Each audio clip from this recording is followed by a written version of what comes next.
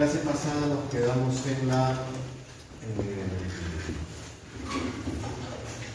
no recuerdo, la clase pasada nos quedamos en este punto y habíamos inferido que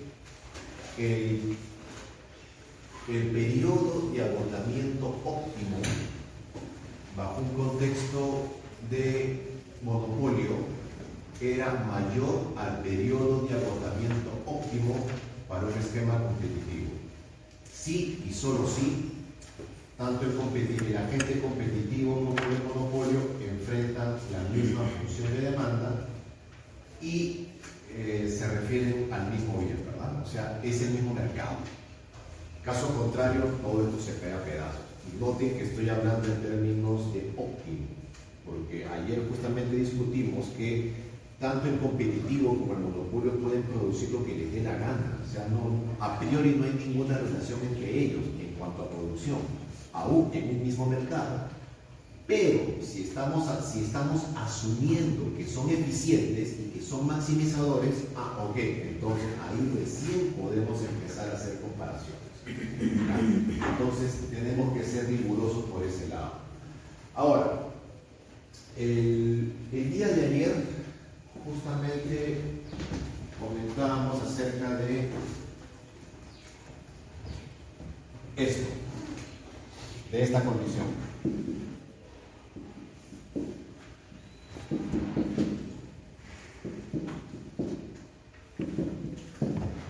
A ver, comentábamos esto.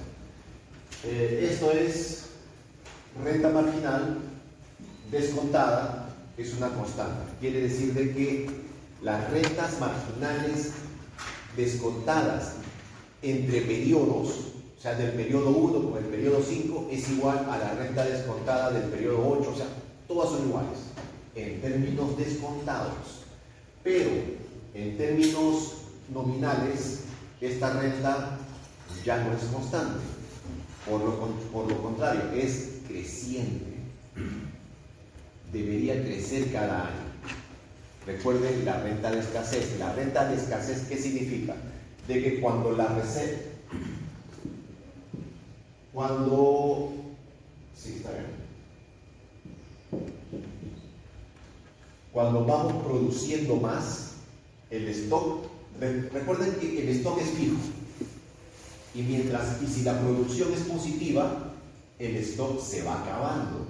Estamos hablando, si tú extraes hoy, mañana y pasado, el stock en el tiempo se va agotando. Y como el stock se va agotando, entonces eso va reflejado en un mayor precio. Y eso es válido si el costo marginal es así o el costo marginal es así. ¿A ver?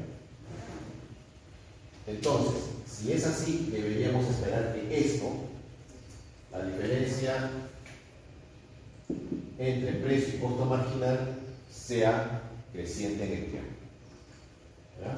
Y acá estamos hablando del tiempo, ¿sí? Estamos bien. Ahora, esto también se le llama, como ven en pantalla, renta marginal. O sea, lambda es igual a renta marginal, renta Hotelling y costo del usuario. User cost. Imagino que la traducción es esa. ¿Ok? Entonces tiene tres nombres y justamente es lo que estamos determinando acá. ¿Ok? Es lo que estamos determinando ahí. Entonces, se supone que en un contexto en un contexto competitivo se produce esta cantidad, precio igual al costo marginal, pero en un esquema de recursos naturales no renovables, en un esquema de eficiencia de recursos naturales no renovables, vamos a producir un poco menos. ¿Y eso por qué? Porque estamos incorporando a un costo de oportunidad intertemporal. Antes, en su esquema, o sea, acá no hay ningún costo de oportunidad.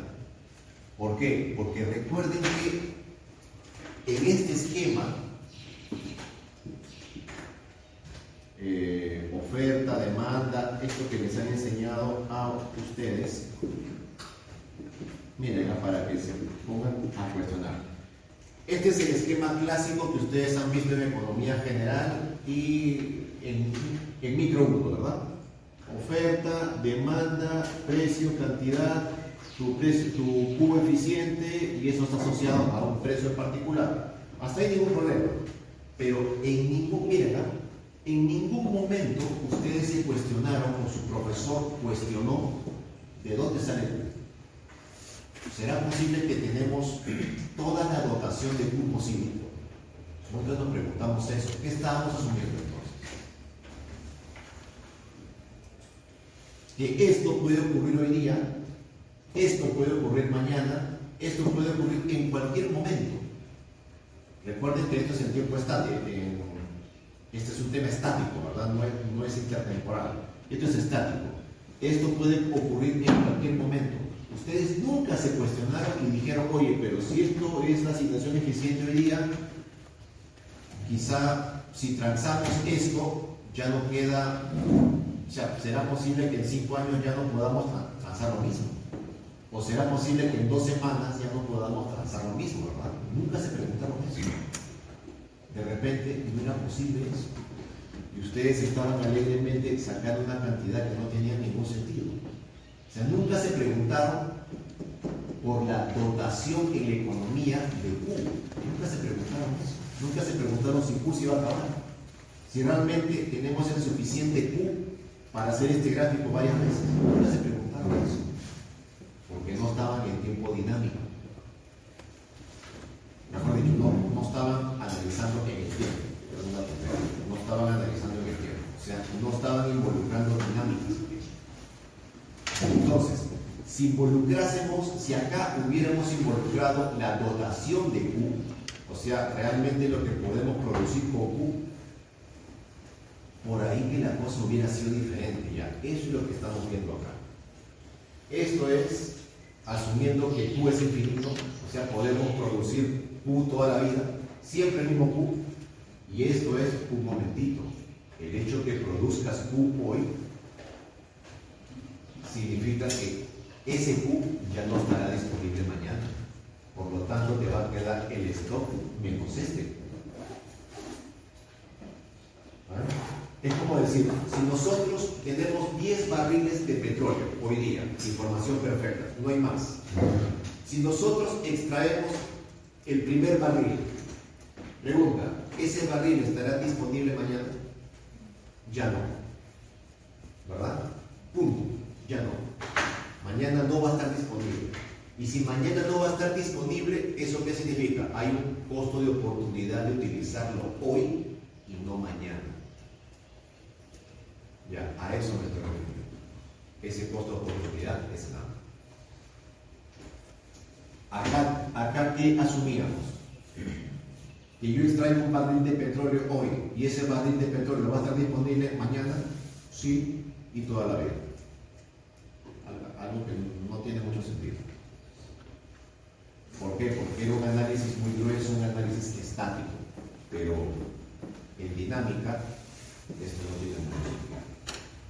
No sé si logran comprender esa idea. Vuelvo a repetir ya. Supongamos que tenemos 10 barriles de petróleo hoy día, no hay más barriles de petróleo.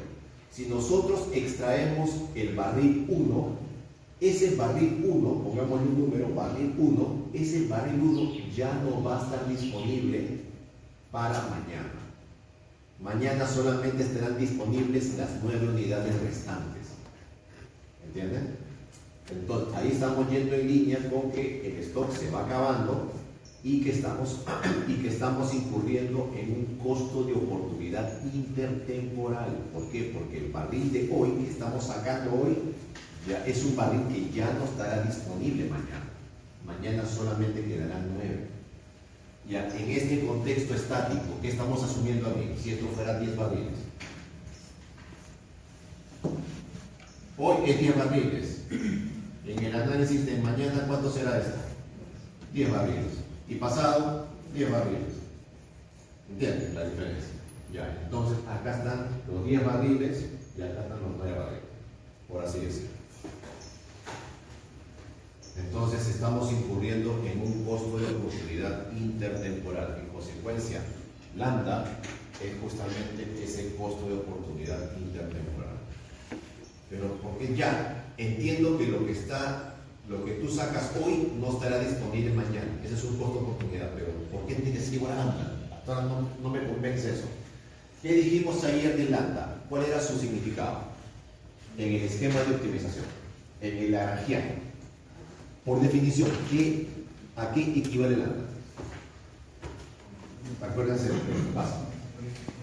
Tenemos el lagrangiano, acá tenemos el valor presente, más lambda sobre el stock menos la sumatoria de las cantidades. Ya está. Correcto. Era cuánto aumenta el valor presente o el valor actual de mi beneficio cuando está disponible una unidad más del stock. ¿Y eso qué significaba? ¿Cuánto voy a ganar por esa unidad adicional? ¿Verdad? Y eso era equivalente a la máxima disposición a pagar por esa unidad adicional. Y eso era igual al valor económico de esa unidad adicional. Entonces, ese valor económico no es otra cosa que la importancia social, traducida en términos monetarios, de esa unidad adicional. Entonces, si esa es su importancia social, la lógica es esta. Si esa es su importancia social, el caso de ayer era 2.1, ¿no? Entonces, ese 2.1 no va a estar disponible mañana, va a estar disponible hoy, o lo que es igual. Eso es lo que hubiera ganado el futuro si es que no lo hubiéramos extraído hoy. Entonces, evidentemente, eso es un costo de oportunidad. Lo que dejas de sacar es un costo de oportunidad. Y listo. Entonces ya hemos visto el match entre costo de oportunidad, ¿verdad? Y lambda.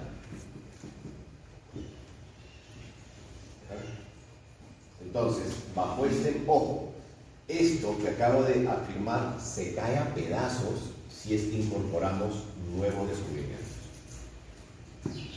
En consecuencia, todo este esquema es válido sí, solo sí, ¿qué cosa? Competencia perfecta. Sí.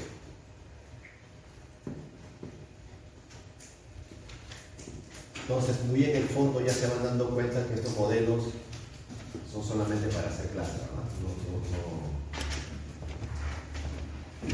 Nuevamente, son modelos, son el punto de partida para toma de decisiones. ¿Okay? Y deben ser tomados como tales. Noten que eso también es válido si es que relajamos el supuesto de costo marginal constante. Acá utilizamos costo marginal constante ¿para qué? Simplemente para efectos de gráfico, ¿no? Que salga bonito y todo eso, pero no es necesario que el costo marginal sea constante. ¿Será necesario qué cosa?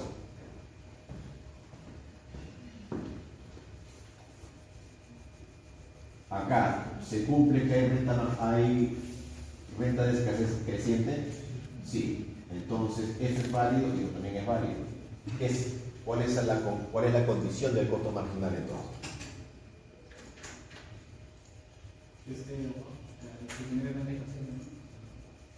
Que esté abajo significa en términos matemáticos que crezca a una tasa menor con respecto al precio.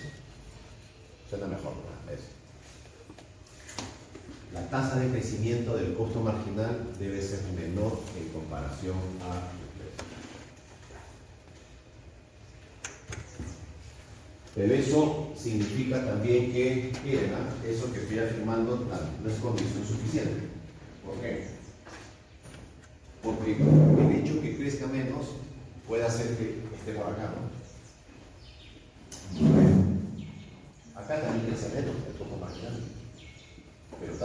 precio. Entonces, ¿qué se requiere? Las dos cosas. La pendiente, exacto.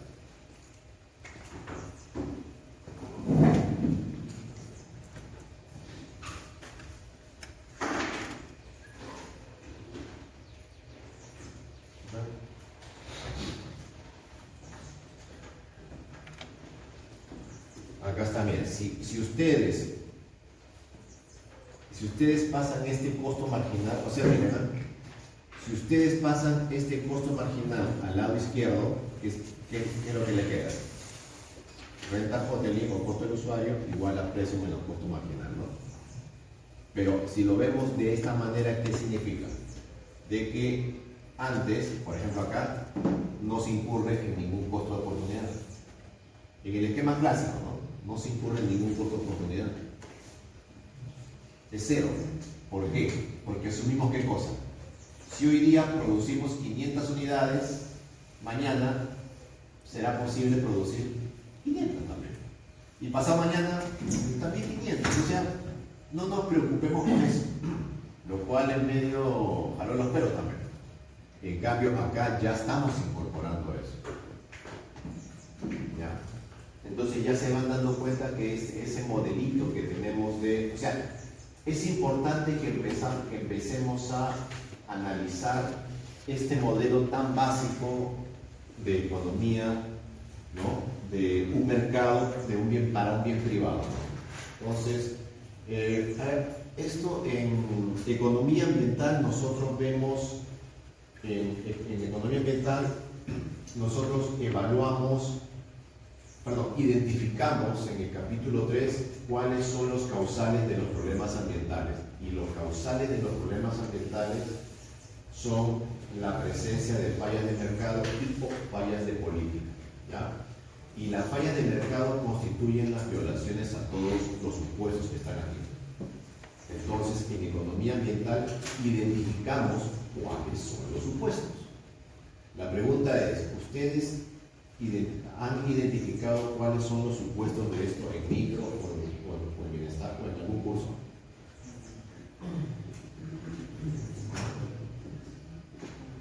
Seguro que no. No, sí, pero algún profesor les ha dicho los supuestos de competencia perfecta son estos. Y se los ha demostrado ahora. O sea, a estas alturas no tienen claro cuáles son los supuestos de competencia perfecta. Por ejemplo, que toda cantidad se consume, todo se consume. Eso no es un supuesto. Eso no es. Ya, pero entonces no han Ya, no hay problema. Si es que logran pasar este curso, lo vamos a ver. Lo vamos a ver. Pero a manera de adelanto, ¿no? Acá hay cerca de 7 supuestos. ¿Ya? Pero eso ya el próximo ciclo sí que pasa.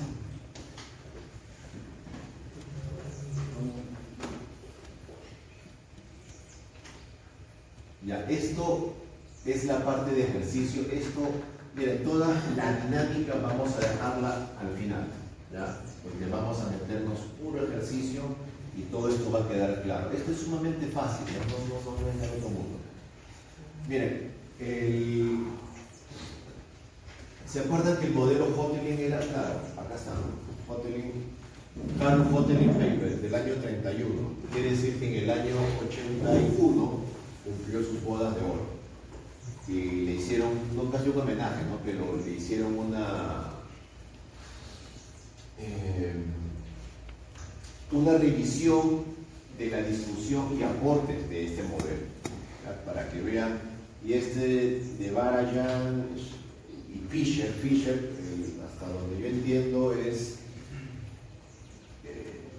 de Verde, ya. Fisher fue, hasta donde yo entiendo, el que elaboró el primer libro de economía de recursos naturales, ¿ya?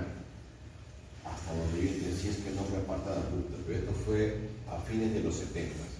Entonces, los que han hecho este artículo, digamos, eran las eminencias en Natural Resources de aquel entonces. Entonces, fíjense de que en aquella época, ya hace más de 40 años, en aquella época todavía este modelo estaba todavía en apogeo, estaba en discusión, se hacían artículos, se discutía y todas esas cosas.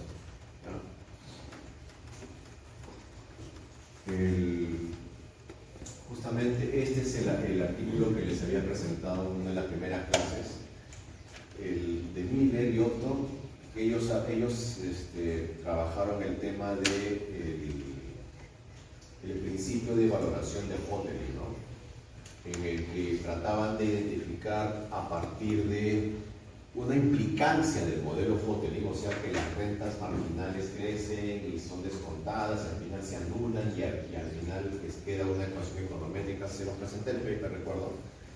Y Miller incluso era premio Nobel de Finanzas, había sido premio Nobel de, no sé si sigue vivo, lo dudo, pero fue premio Nobel de Finanzas, acá estamos. We call the Hotelling Valuation Principle, ya está, eso es. Entonces ellos también trabajaron ese tema. Miren, esto fue el año, ya el paper es del año 85, o sea, cumple 40 años. Entonces, hasta aquella época todavía este modelo llamaba mucho la atención, incluso de gente que estaba metida en finanzas, ¿no? Como ya saben, los economistas nos dedicamos a temas, no todos, ¿no? A temas de moda. ¿Ya? En aquel entonces todavía estaba de moda Hotelling, e incluso el premio Nobel de Finanzas se metió a Hotelling, ¿verdad? Los economistas acá en Perú, los que eran especialistas en AFPs, luego se convirtieron en especialistas en economía del COVID, ¿verdad? Luego, ahora, especialistas en qué son. ¿Cuál es el problema ahorita? Lo que está de moda, AFP, ¿verdad? También salen en televisión, son capos en AFPs. Luego, hace 20 años eran especialistas en regalías. Son sabios. ¿Okay? Todos son modas. Siempre se trabaja en modas. Ya, acá también, miren, confrontaciones de Hotelling. Mira, esto se trabajaba todavía ya a fines de los años 90. Y miren, un detalle particular. Acá están utilizando, miren, the user cost approach, o sea, el enfoque del user cost. User cost es la renta Hotelling, ¿verdad? User cost es la renta Hotelling. Entonces, miren, ¿para qué finalmente fue utilizada la renta Hotelling? Para evaluar depreciación. ¿Y cómo así?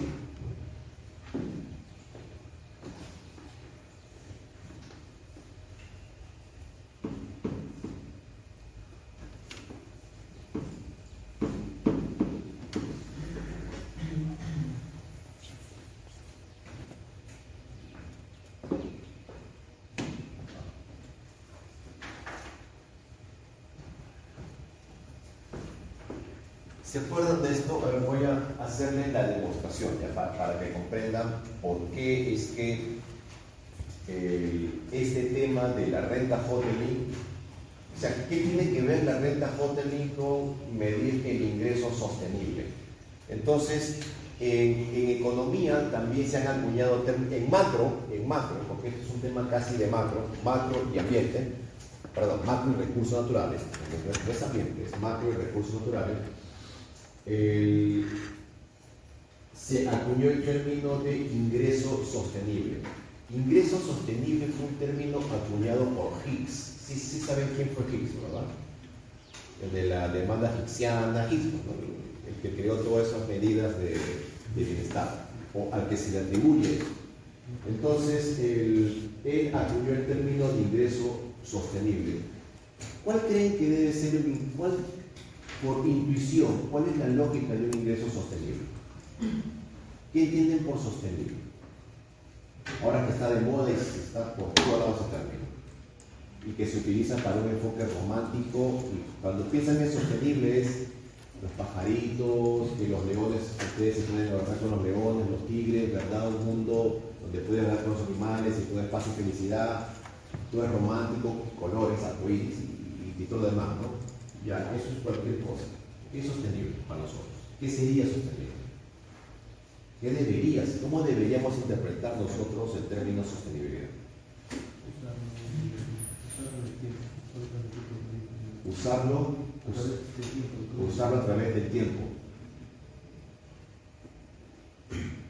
O sea, hoy día yo tengo 100 unidades de algo, hoy día uso 90 y mañana voy a usar uno, pasado uno y así. ¿Eso es sostenible? Pero por eso te digo, ¿cuál debería ser una definición de sostenible? Que no decrece en el tiempo, eso es sostenible. Y si hablamos de income, o sea, estamos hablando de un ingreso que no cae en el tiempo. Y se supone, o sea, esto es más o menos como un PBI que no decae en el tiempo. O sea, un PBI no decreciente. Y ya sabemos que lo que buscamos es un PBI sostenible, ¿verdad? ¿Por qué? Porque las necesidades de la población aumentan, siempre buscamos más, satisfacer más y por lo tanto necesitamos más recursos y eso está asociado a un PBI creciente, o en todo caso sostenible, o en todo caso no decreciente, ¿verdad? Ya. ¿Qué relación tiene eso con la extracción de minerales en Brasil? Y más aún, ¿qué relación tiene eso con la renta hotel? Vamos a ver. Bien. ¿Se acuerdan de esto, no? De que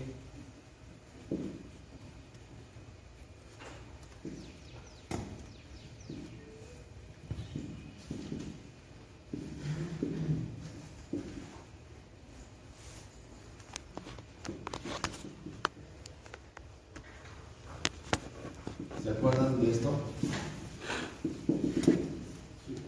¿Sí? ¿Sí? Todos. Luego sabíamos de que 1 más R, ¿no? 1 más T a la 1 y ya, ¿se acuerdan que al final todo esto se anulaba? Ya está. Al final, ¿qué me quedaba? Me quedaba precio menos costo marginal de Q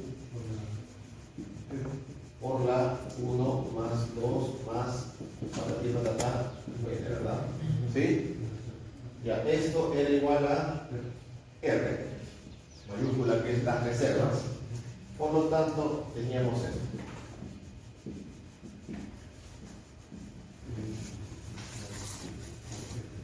¿Vale? ¿Todos de acuerdo? Ya está. Pongámosle, y si esto le ponemos T más 1, ¿cómo debería ser esto?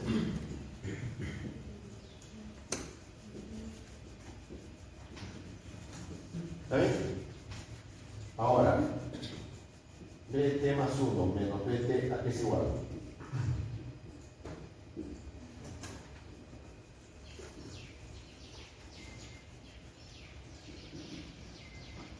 ¿Estás de acuerdo? ¿Eso a qué es igual? El cambio del valor. Depreciación. La pérdida de valor, está perdiendo valor, ¿verdad? Es depreciación. Es igual a precio menos costo marginal de Q. ¿Y esto qué es igual? Miren, lo que me queda en el periodo, acá, lo que yo tengo en el año T más 1 es lo que tenía en el año T más lo que le agregué el año T menos lo que le quité el año T, ¿verdad? ¿Todos de acuerdo? Lo que me queda hoy es lo que tenía ayer más lo que le agregué ayer menos lo que extraje ayer. ¿Todos de acuerdo? Ya está.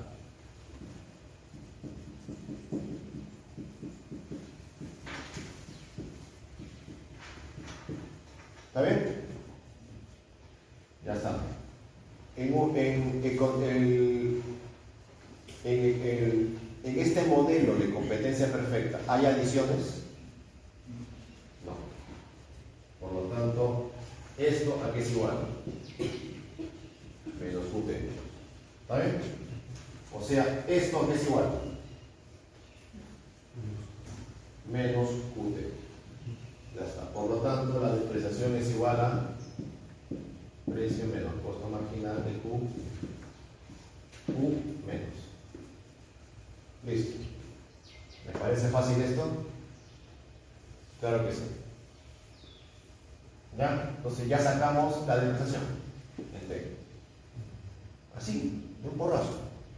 Ahora, ¿qué habíamos dicho acerca de las cuentas ambientales? ¿Se acuerdan de las cuentas satélites, eso que comentamos en la primera clase?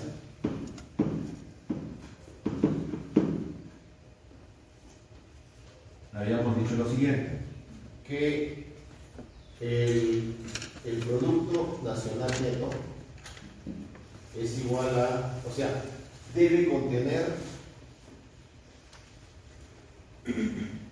es igual PNB menos la depreciación. ¿Pero qué depreciación? De la artificial menos la natural menos la humana y todas las que proveen, o sea, debe contemplar el agotamiento de toda la base productiva de la economía. Si la base productiva tiene 20 capitales, pues acá habrá 20 depreciaciones. Ya, eso fue lo que comentamos en la clase inicial, ¿ya? Del problema que había con las cuentas nacionales. Entonces yo les había dicho, miren, en este momento, ¿cuáles las cuentas nacionales en este momento? ¿Qué es lo que te capturan? Solo esto. Solo eso. O sea, la depreciación de las maquinarias está acá, la artificial. Listo. Pero en realidad, ¿cuál debería contener? Debería contener todas. ¿Ya? Entonces, si es así, eso es por un lado. Y luego, Weissman, justo ayer estaba leyendo ese paper.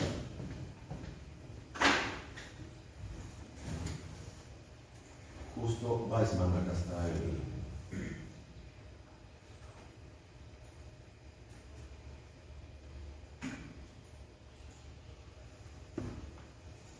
Miren, este fue el paper culpable de todo esto. Miren, me lo bajé. Yo lo tenía en papel, ¿no?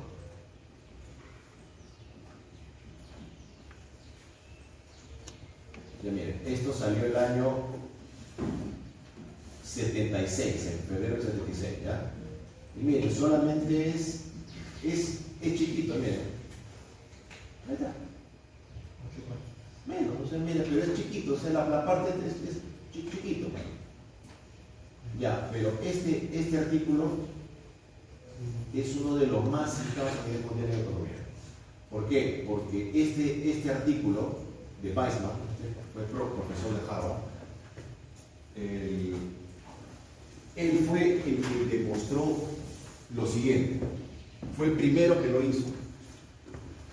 Demostró que el PNN no era otra cosa que la sumatoria del consumo. ¿Ya? Eso. ¿Ya? Lo cual es intuitivo. Entonces, él fue el primero con ese artículo, en el año 76, demostró que ahí está, el Net National Product, ¿no? Demostró que el Producto Nacional Neto era equivalente a la sumatoria de los consumos hasta el infinito. ¿Qué es lo que buscamos como sociedad? El consumo. ¿Vale? Entonces, ¿la lógica cuál es? Si este Producto Nacional Neto demostramos que ha sido creciente en los últimos años, ¿cuál es la implicancia? Que esto también será creciente. ¿Y esto qué significa? Que si demostramos que tenemos esto creciente en los últimos años, recuerden que es un análisis ex post, ¿verdad? Entonces, significa que las posibilidades de consumo hacia el futuro también se mantienen creciendo. ¿Está bien? Y eso, ¿cómo se entiende? Ingreso sostenible. Ahí está, el ingreso sostenible. Pero, Weissman, ¿qué dijo? Sí, pero para que infieras esto tiene que estar bien calculado. ¿Y cómo calculamos bien esto? incorporándole todas estas cosas. No solamente estas, sino todas estas. Ahí está el detalle. Entonces, cuando salió este hallazgo, todo el mundo, ¿qué hizo? ¡Manja! ¿Y qué pasa si ahora podemos tener un super PNN si es que a esto le agregamos la depreciación natural? ¿Y por qué? Porque ya sabemos que la depreciación natural no es otra cosa que precio menos costo marginal por lucro. Ya está. Listo. Qué fácil es. Entonces, como ya tenemos esto y esto, ya nos aproximamos a esto y por lo tanto ya podemos evaluar el ingreso sostenible. Ya. Eso es. Y empezaron a proliferar este tipo de documentos. Ahí fue cuando surgió esto del Green National Accounting, o sea, la contabilidad nacional verde. Basado, pero esto fue el punto de partida con este hallazgo. Demostraron que PNN era Weissman, demostró esto, y por lo tanto, ok, entonces calculemos el PNN, sí, pero hay que calcularlo bien. ¿Cómo? Esto ya está disponible y esto también, ya, pero tenemos que hacer algo diferente. Esto, porque hemos demostrado esto. Listo, se acabó. Hoy los demás te interesan. Si le ponemos esto, ya le llamamos ambiental. Y listo. Así es simple. ¿Ok? Entonces Weissman fue el culpable de eso. Pero miren, un artículo tan corto y fue tan decisivo, digamos, en la literatura económica, ¿no? Y ahí les cuenta toda la historia y es a punta de matemáticas. Ahí les habla del capital, las trayectorias, asume 500.000 cosas, las condiciones de portraying, que es el Producto Nacional Neto, y ahí le dicen, el Producto Nacional Neto no es otra cosa que el consumo más la variación de capital. Eso. Asumo que eso ven más, por lo menos. Y ahí les dan la sumatoria de todo el nivel de consumo en el tiempo hasta el infinito. Ya saben que E es el factor de descuento, pero el tiempo continuo. Y ahí hacen toda la demostración de la trayectoria, patatí, patatá, y listo, sacan la demostración. ¿Ok? Entonces, ese fue el paper que, digamos, con el que se tuvo claro esta relación en economía, y esto es macro, y a partir de ahí los que trabajaban en recursos naturales dijeron, listo, entonces ya podemos calcular el ingreso sostenible, el ingreso verde y todas esas cosas. ¿Y verde por qué? Porque solamente le agregan la depreciación natural. Nada más. Pero faltan las demás. Bueno, si le agregamos las demás, le cambiaremos de color. Pero es eso. Deberíamos conceptualmente, el PNN, conceptualmente debería incorporar un montón de cosas, un montón de depreciaciones. Pero, ¿qué medida usamos más? ¿El PNN o el PBI? El PBI. El PBI. Entonces, ¿qué hacemos? PBI tradicional y el PBI verde. Entonces, PBI verde al PBI tradicional le quita todas las depreciaciones. Y listo. Eso es. Ahora ya sabemos qué es el PBI verde. Eso es. Verde porque solamente le quitas la depreciación a la depreciación artificial e incorporas la depreciación natural. Y si le incorporamos la depreciación del capital humano, institucional y todos los demás capitales, bueno, ya no le llamaremos verde, pero buscaremos un color. ¿Ya? Eso es. Entonces empezaron a surgir eso. Entonces miren, ¿de dónde sale esto? Esto, ¿de dónde salió? De una implicancia del modelo Hotelling. Entonces miren, ¿para qué terminó sirviendo Hotelling? Hotelling fue diseñado ¿para qué conceptualmente? Hotelling fue diseñado para establecer las condiciones de eficiencia para el manejo de los recursos naturales. O sea, para decirte cuánto debes extraer en el tiempo. Hoy día vas a extraer 100, mañana 90 y tanto, pasado 40, pasado 30, ya eso. Pero eso en realidad es complicado. ¿Por qué? Porque no es de mucha utilidad en la práctica. En la práctica, ¿cómo se rige la extracción de recursos naturales no renovables? A ver, si ustedes van a una empresa minera y le preguntan, oye, ¿cómo es que ustedes deciden lo que van a extraer? Ustedes planifican su senda de extracción y les va a decir, lo más probable es sí, pero en muy corto plazo. O sea, planificamos este año, máximo 2 años más y esto, pero una planificación más allá no, porque lo que ellos extraen viene por un tema adaptativo. Adaptativo ya saben que es en base al pasado, ¿no? O que lo van adaptando conforme a las condiciones que vienen. ¿Y eso es por qué? Porque lo que producen hoy no es resultado del precio de hoy. Lo que producen hoy es resultado de un contrato de hace un año con el precio de hace un año. ¿Ya? En otras palabras, lo que están extrayendo hoy no es para sacar hoy y ir al mejor postor, ¿cuántos me das por esto? No es así. ¿Por qué? Porque para eso se requiere una inversión. Y esa inversión por lo general ya vienen con contratos a futuro. O sea, hoy el precio está bueno, listo. Viene tu broker y te dice ya, quiero que extraigas tanto a un precio tanto. ¿Qué te parece? Ni para ti ni para mí, ya listo. Entonces yo produzco hasta el próximo año.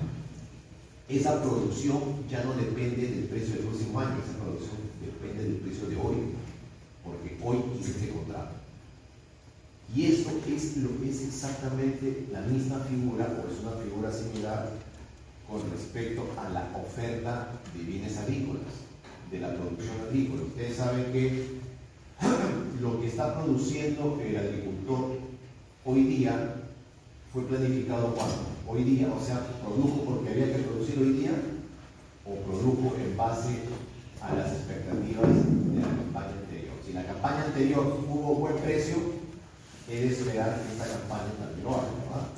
Se supone que estamos en la universidad agraria y se supone que deberíamos manejar eso de alguna manera razonable, ¿verdad? Cosa que también es un supuesto muy fuerte. Entonces, por lo general, lo que se produce hoy está asociado al pasado, no está asociado al presente, al precio del presente. ¿Eso qué significa? Que las funciones de oferta en realidad son funciones con rezago. Ustedes han evaluado en macro el modelo de la telaraña. Ya, la telaraña es justamente eso, porque trabaja con rezagos. Y esos rezagos son los que impulsan al periodo siguiente. Y eso hace que... Ya, eso. Para eso sirve. ¿Ya? O al menos esa era la intención de ese modelo. Ahora ya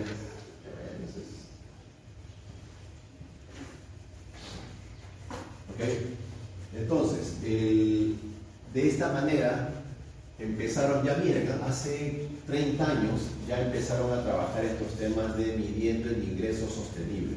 Siempre el término sostenible ha llamado mucho la atención, hasta el día de hoy.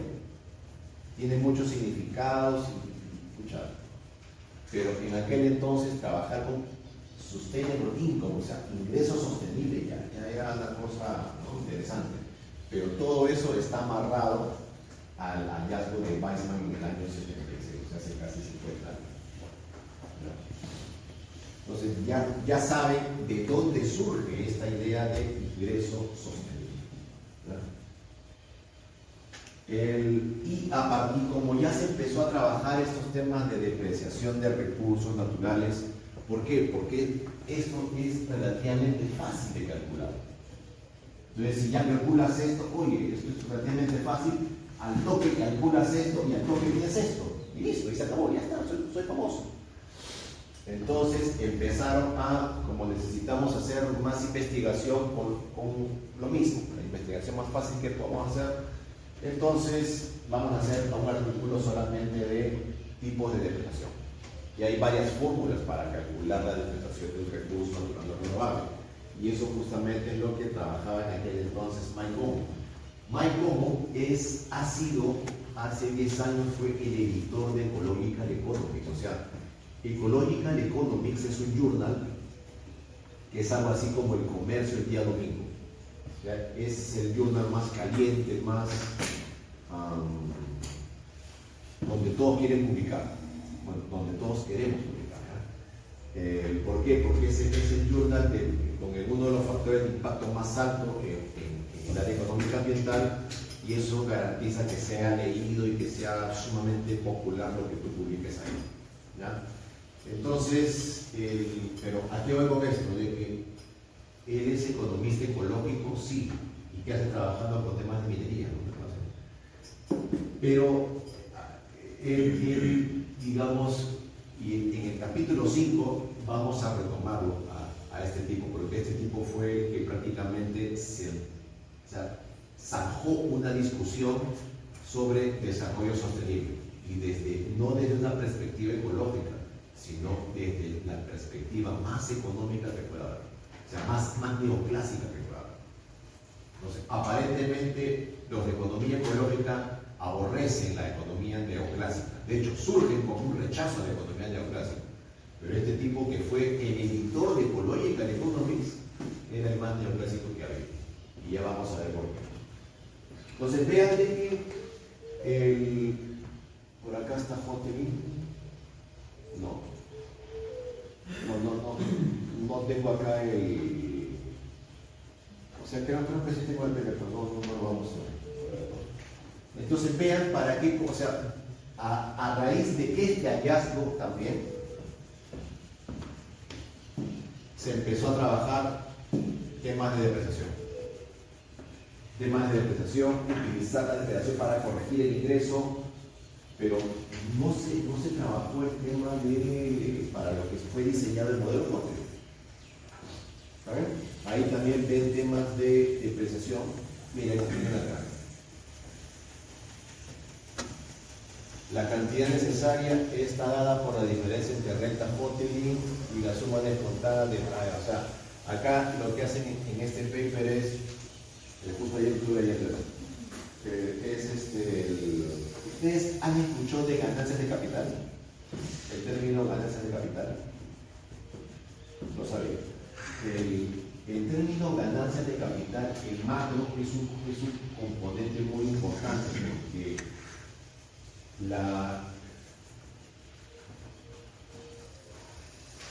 acá hay un compuesto.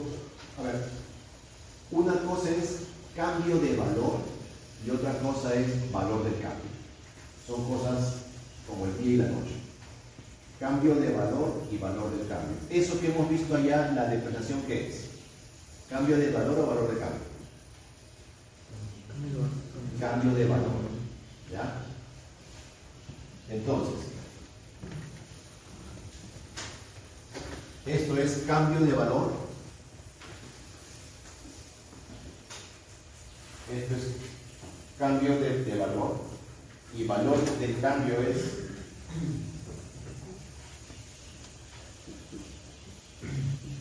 eso. Valor del cambio. Cambio de valor, valor del cambio. ¿Okay? Son cosas diferentes. Entonces, la diferencia entre ellos es justamente acá está la depreciación. Entonces, la depreciación dice, también hay Q más P1 menos P0. Y esto es el delta de esto. El delta, sí. Recuerden que esto es una decomposición. Acá, ¿en qué estamos interesados? ¿En evaluar producción, cambios en producción o evaluar cambios en precios? Por lo general. ¿Cambios en precios? ¿Se acuerdan cuando su profesor de economía general les dijo el precio en términos constantes? ¿Qué significaba? ¿Qué efecto queríamos aislar de eso? queríamos evaluar solamente esto, el valor del cambio.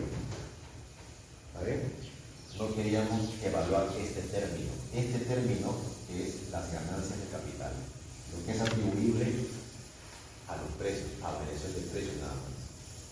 Ya, estos son las ganancias de capital, el capital gains.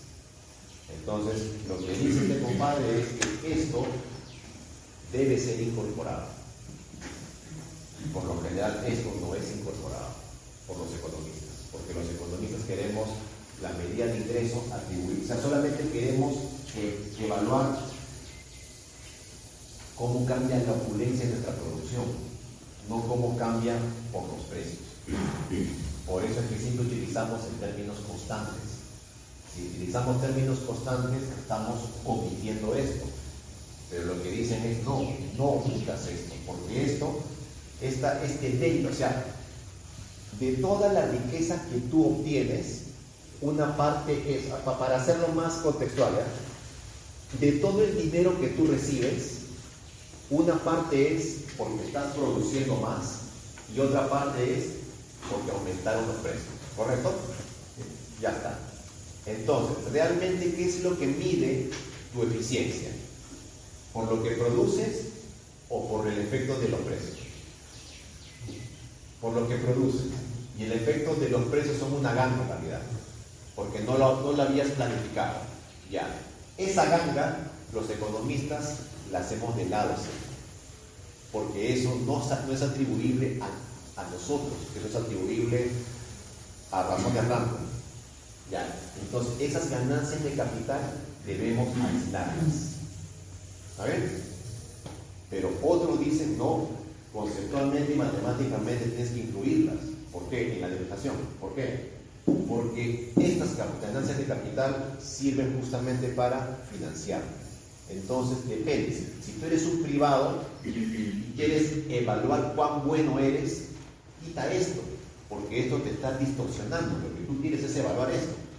Pero si tú eres el Estado, si tú eres el representante del ingreso del país, incorpora esto, porque esto es lo que te va a financiar. Ya, es interesante el tema. ¿Ya? Y eso es lo que estaban abordando acá en estos temas de recursos naturales. ¿Y todo a partir de dónde? A partir de la renta joven. Entonces, el privado no se encarga del cambio de la producción. O sea, no, digamos, miremos esto de una forma intuitiva, ¿ya? Supónganse que ustedes tienen un negocio y ustedes quieren evaluar, digamos, la opulencia de ese negocio. ¿En qué términos debe estar? ¿En términos de precio o en términos de producción? En términos de producción, porque la producción ¿de quién ha dependido? De ustedes. ¿Y los precios de dónde dependen? Del externo, ¿verdad? Pero esa variación de precios, ¿los benefició o no? Sí. ¿El aumento en la producción, porque son más eficientes, los benefició? Sí. Ok. Entonces tenemos los beneficios asociados a, o los ingresos asociados a lo que yo produzco y los ingresos asociados a variaciones de precio. Ya está. Entonces, ¿cuál es el que refleja realmente mi eficiencia? ¿En qué estoy interesado? En esto. Porque esto en realidad fue algo que cayó del cielo. ¿Verdad? Ya, esto es capital gains, ganancias de capital. Entonces, si lo metemos o no lo metemos y en dónde, dependerá para qué lo queremos. Ya, esa es la enseñanza final. Y de esto justamente trabajan acá en este caso. Y hicieron una demostración, si solamente hicieron la demostración de 3 cosas, calculemos esto, en lugar de marginal con costo medio, hay una distorsión grande, y luego de eso, metámosle esto.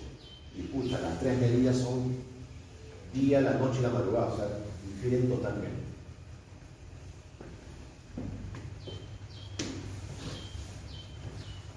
Entonces noten para qué cosas se han abordado en la literatura que tienen que ver con macro y recursos naturales y qué cosas están Y todo a partir del modelo Hotelling. Y el modelo Hotelling se está utilizando para cualquier cosa, menos para lo que fue creado. ¿Ok? Y acá, esto de Valuing Mineral Stocks y Green National Income Account, está como lo mismo, ¿no? Green National Accounting o Income. Ya, ¿y qué hicieron estos compadres? Esto. ¿Se acuerdan que hace un momento llegamos a esto?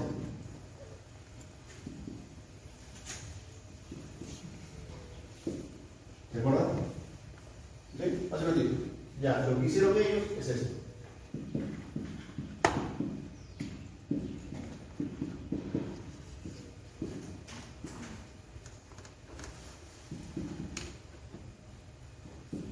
Eso. Esto lo pasaron acá, ¿verdad? Y corrieron esta regresión. Y ya saben qué cosa. Esto debe ser, para que esto se cumpla, ¿qué debe cumplirse acá? B0 debe ser estadísticamente 0. Y esto, estadísticamente significativo, entre 0 y 1. Ya está. Eso. Demostraron eso y calcularon esto de acá. Eso. Entonces, nuevamente, siguen trabajando a partir del modelo Hotelling. ¿Y para qué sirven estas cosas? Esto sirve para convertir la renta marginal en renta media. Perdón, la renta media en renta marginal.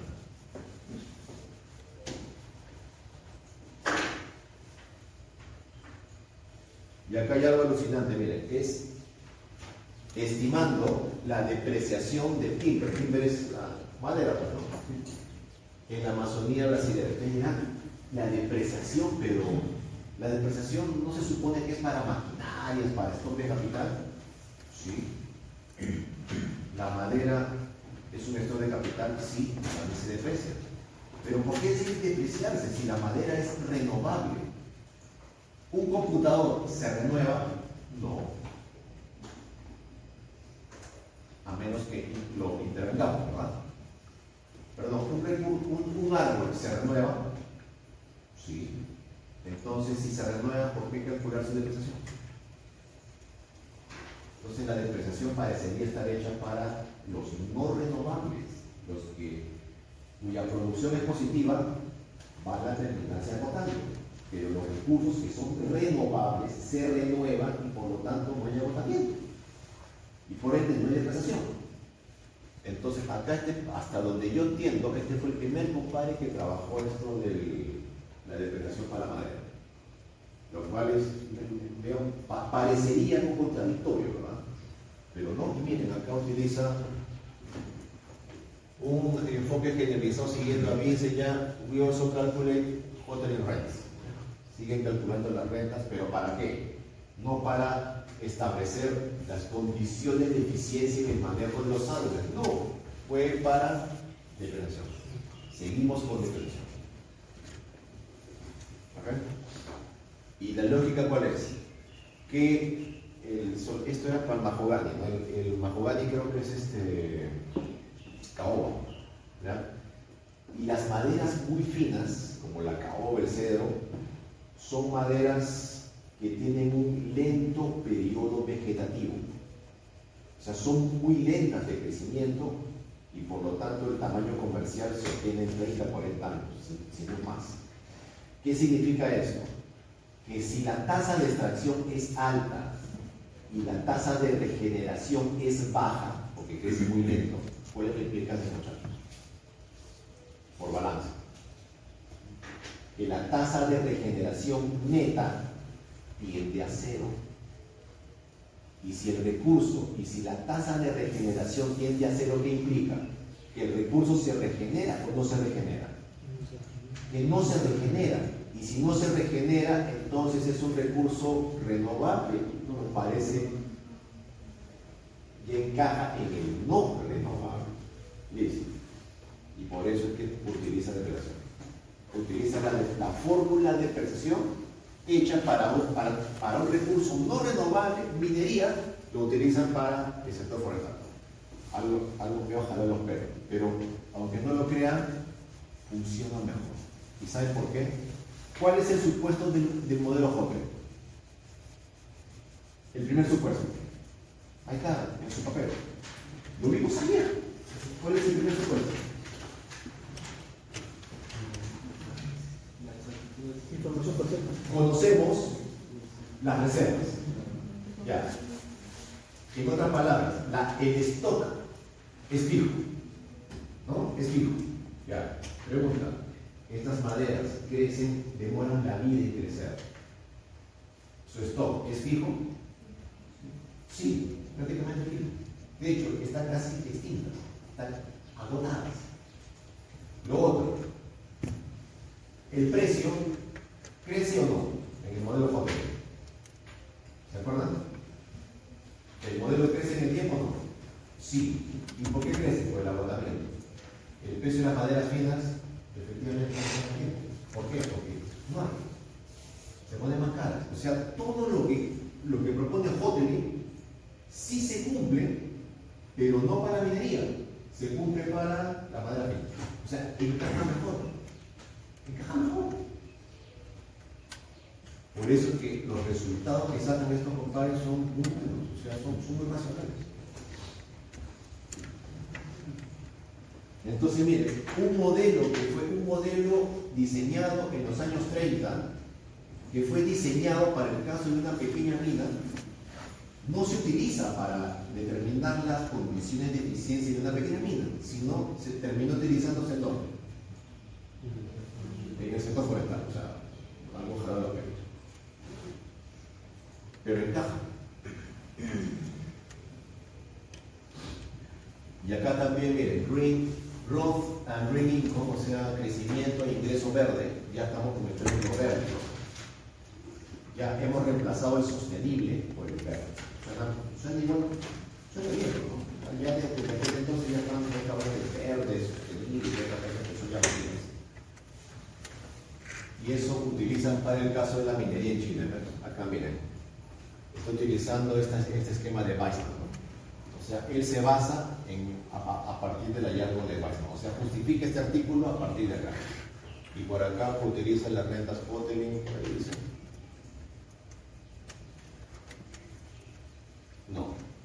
No dice Hoteling, pero ellos utilizan el esquema de la renta Hoteling. Deflation, natural cap, ya listo todo eso. ¿No? Y acá lo aplican bien, acá lo hacen para la minería en Chile, Figueroa y Carfucura, de la Universidad de Chile, y acá lo hacen para el cobre. Lo mismo, ¿no? Y acá creo que tienen el Hoteling. No, este es con Hoteling igual. Acá está con Harvey y Hamilton, pero ellos se basan en Hoteling. ¿Ya?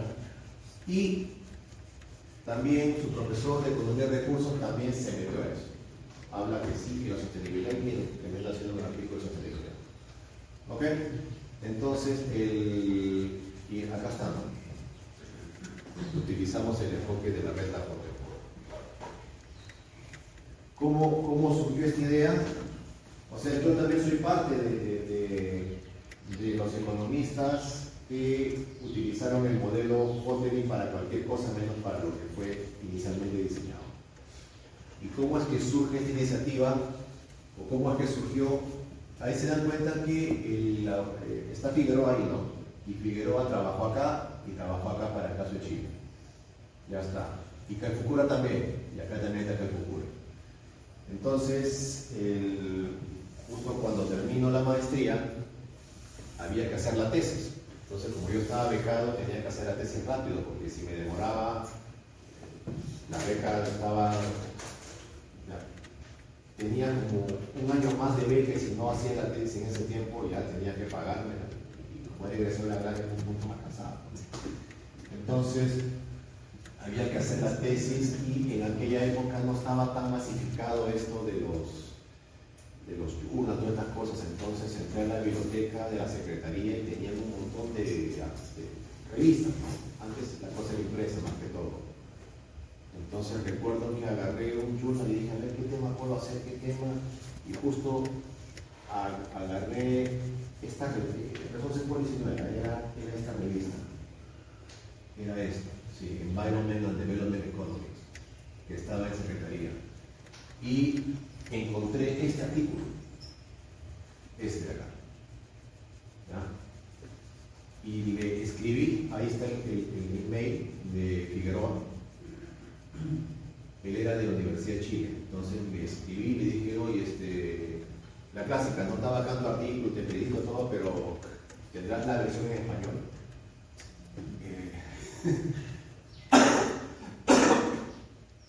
Y solamente me escribió de una manera muy escueta y me dijo,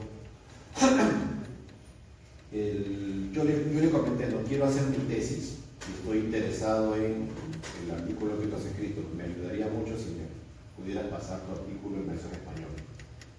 Y ellos no trabajan en español, de arranque redactan todo en inglés, ¿no? Como es usual, a ese nivel. Entonces lo que me respondió fue,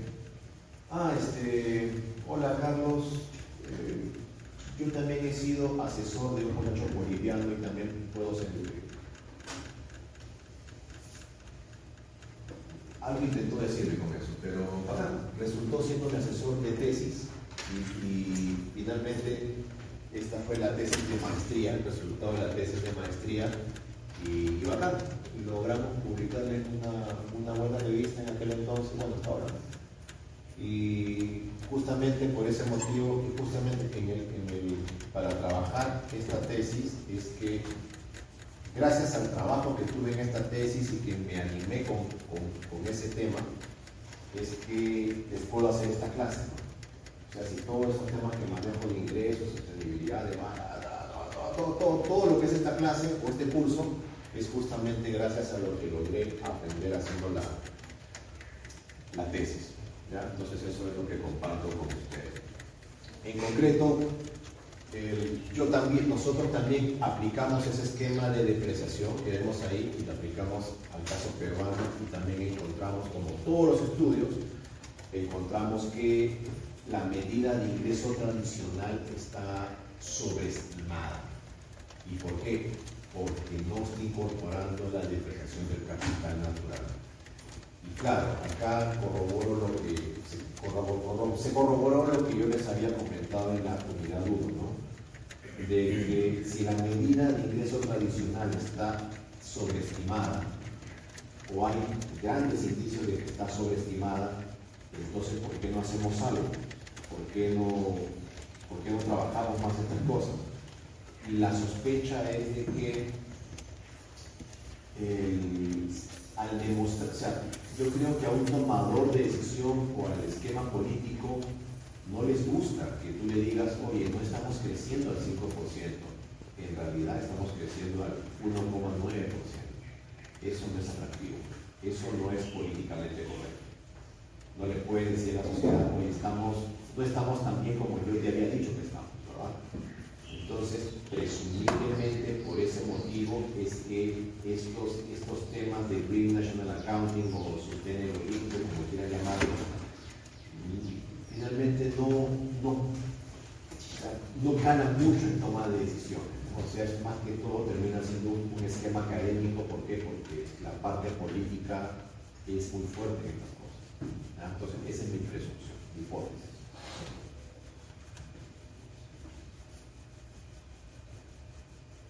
Ok. Entonces, ¿qué hemos aprendido hasta ahora? ¿Qué hemos aprendido al menos en la parte teórica de Hotelling? Hotelling, como les comenté el día de ayer, es un esquema, es un modelo diseñado para determinar las condiciones de eficiencia intertemporal en el manejo de recursos naturales no renovables. De hecho, los supuestos del modelo Hotelling son reservas fijas, el precio crece según la tasa de interés o tasa de descuento, ¿verdad? Y en la versión inicial el costo marginal es cero. ¿Es porque los recursos no cuestan extraer nada o es simplemente por un tema de facilidad que asumimos eso? Por facilidad. ¿A ver? Y además, recuerden una cosa, que es el caso de esa pequeña mina, pequeña va inclusiva. ¿Por qué? Porque el término pequeño en economía significa, o sea, implica ¿qué cosa? Tomador de precio. ¿Vale? O sea que no puede definir eso. Siempre que vean en un documento es una pequeña industria, ya saben que prácticamente les están diciendo de que es tomadora de precio. Y recordemos que en competencia perfecta somos tomadores de precio. ¿Vale? O sea, todo calza. No podemos definir precio. Se supone que en competencia perfecta hay muchos compradores, muchos vendedores y no pueden concertar precio y el precio se estableció por el mercado. Y eso significa tomar precio, ser tomador de precio. O sea, aceptar o también se llama precio aceptante, ¿no? Ya está. Entonces todo calza. ¿Ya? No puede ser competencia perfecta diciendo de que yo defino precio.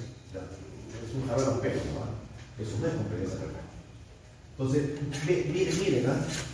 Este supuesto de que conocemos todas las reservas, ¿a qué equivale? Información perfecta. ¿Verdad? Entonces, todo calza, todo. ¿Qué más? El modelo Hotelling, o sea, en otras palabras, lo que nosotros vamos a obtener es esto. A partir de esta condición, a partir de precio menos costo marginal de Q sobre 1 más R para T igual a lambda, a partir de aquí, nosotros vamos a obtener esto.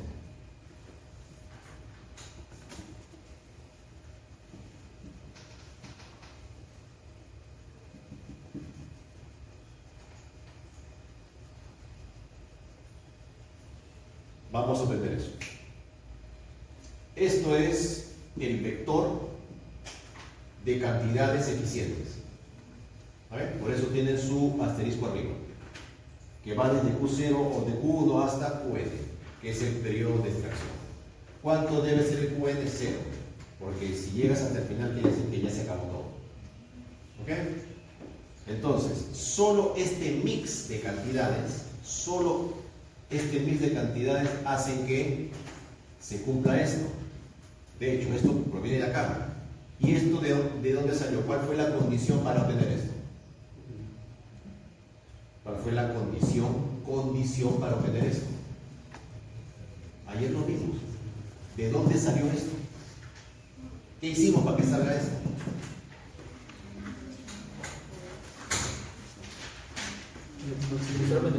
Maximizamos el valor presente de los beneficios netos. Por lo tanto, esto, ¿qué va a lograr? Si esto se logró a partir de la maximización de los beneficios netos descontados, entonces si esto proviene de acá y esto proviene de esa maximización, ¿esto qué logra? La maximización. Por lo tanto, este es el vector eficiente o óptimo, porque solo este mix será el que maximice el valor presente de los beneficios netos. Así es simple.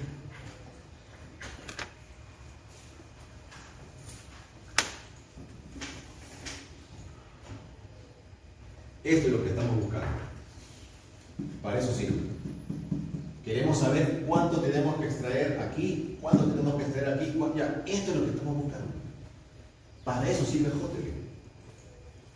Pero finalmente, ¿para qué sirvió Hotelling en la vida real? Para depreciación, para cuentas ambientales, verdes, sostenibles, y para cualquier cosa. Incluso se aplicó para árboles, ¿no? Miren en lo que terminó. Incluso terminó aplicándose en Perú.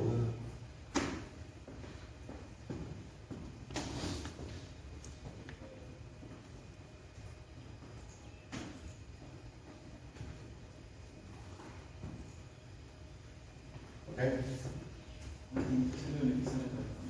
¿Cómo? Claro. Recuerden, voy a poner esto.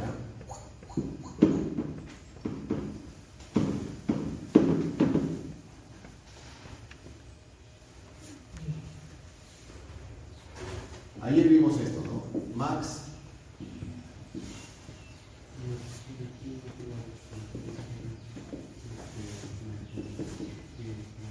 costo de Q de P. A ver. No, ya no es Q, porque acá ya está convertido. Ya está. Y esto sobre 1 más R a la negra. Ya está. Queremos maximizar eso. Y acá, una vez que metimos ya hicimos todo eso, ¿qué obtuvimos?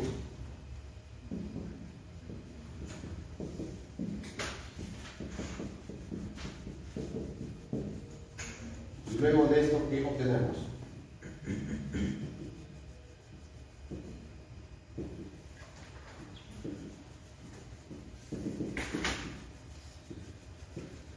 ¿Está bien? Ya está. Entonces, este mix de extracción, ¿a qué conlleva? A maximización del valor presente al valor presente de los beneficios netos. Entonces, esto es la senda de extracción que debemos tener.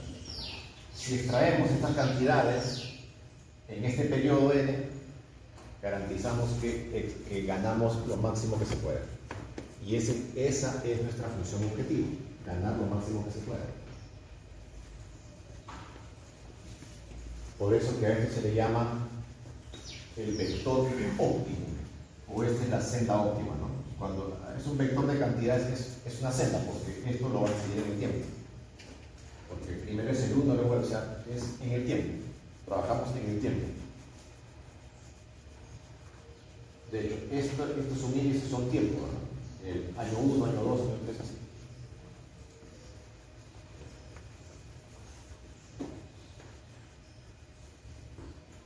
Entonces, y ojo, ¿y esto qué implica? Que si hay una función de demanda, esta es la inversa, ¿no? Entonces, si ya tengo esto, también habrá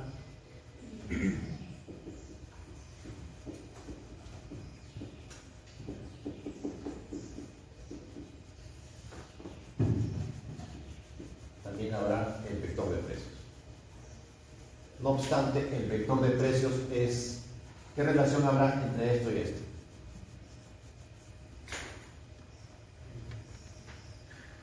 ¿Se acuerdan cómo crecían los precios? 1 más R. 1 más R. Eso. A esto no se le llama óptimo, ¿no? Ya no, porque en realidad no es que el precio sea óptimo. Pero si ya tenemos esas cantidades en el tiempo, también habrá un precio en el tiempo. Y sí vamos a encontrar una relación entre estos precios. Y esto debe cumplir esto.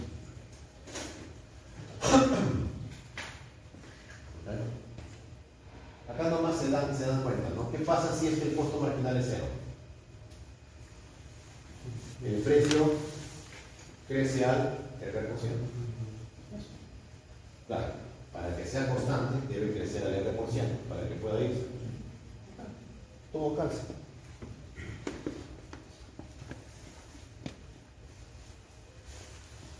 Entonces, esto es lo que buscamos.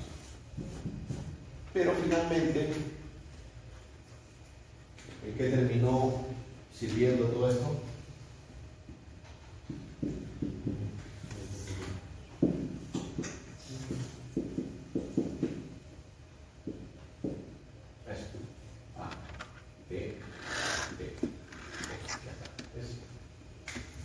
Para eso sirvió.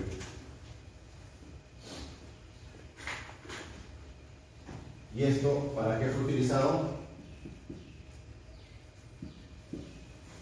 Green income. ¿Qué más? Sustainable income. Sustainable income. Green national income, o sea, todo lo que suena bonito, ¿no? Sustainable, green, pues.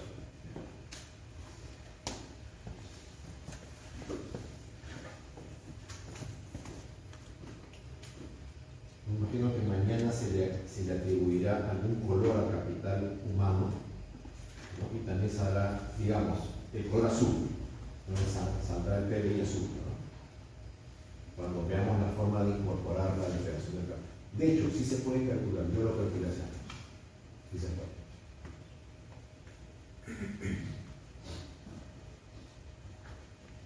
El que no se puede, o sea, yo he calculado, no,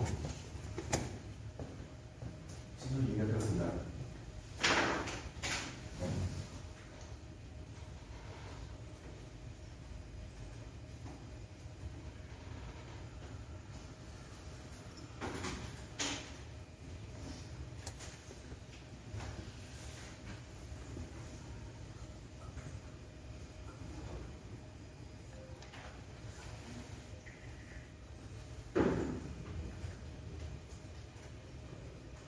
Ah, ya sé.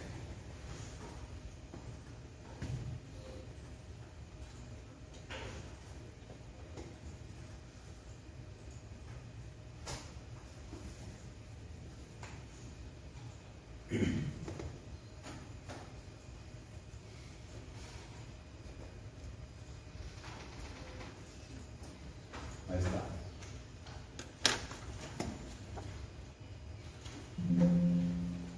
Calculé el capital humano desde con factores, todo eso, pero yo calculé el valor del stock, o sea, calculé el stock y calculé el valor del stock. Y para la depreciación, ¿qué necesitaría? Solo el cambio de valor, nada más. Ahí también todos los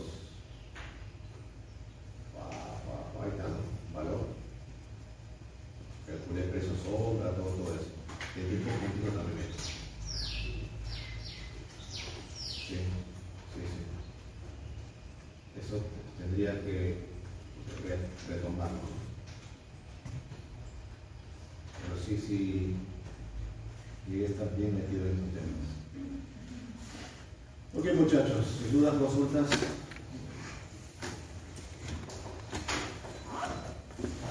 Quedamos ahí.